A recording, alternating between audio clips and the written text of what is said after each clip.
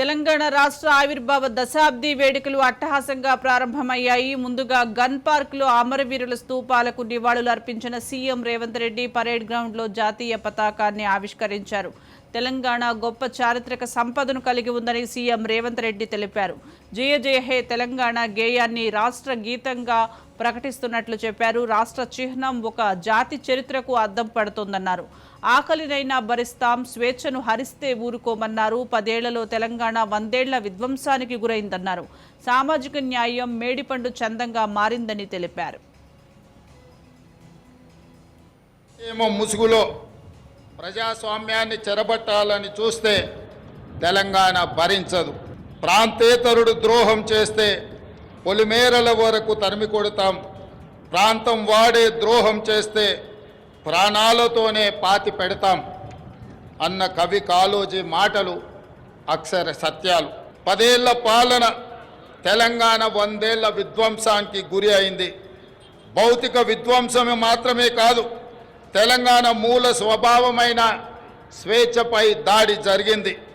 సామాజిక న్యాయం మేడిపండు చందంగా మారింది. ప్రజలందరికీ చెందాల్సిన రాష్ట్ర సంపద గుప్పెడు మంది చేతుల్లోకి చేరింది. తెలంగాణ వచ్చి 10 ఏళ్ళైనా ఇప్పటికీ మన రాష్ట్ర గీతము లేదు.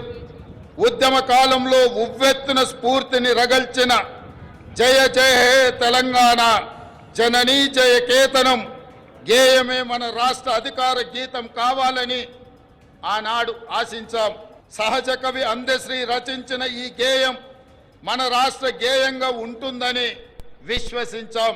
ప్రజల ఆకాంక్షల మేరకు ఈ పర్వదినాన జయ జయ హే తెలంగాణ గీతాన్ని రాష్ట్ర అధికార గీతంగా సగర్వంగా మా ప్రభుత్వం ప్రకటిస్తున్నది.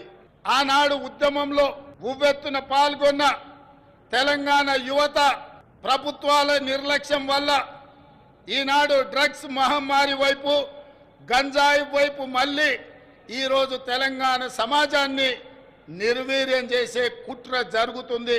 అందుకే తెలంగాణలో డ్రగ్స్ అన్న మాట వినిపించడానికి వీలు లేదని మేము సంకల్పించాం. డ్రగ్స్ గంజాయి విషయంలో ప్రభుత్వం అత్యంత కఠినంగా వ్యవహరిస్తుంది. టీ-న్యాప్కి పూర్తి సహకారం, స్వేచ్ఛను ఇస్తున్నాం, అవసరమైన నిధులు ఇస్తున్నాం.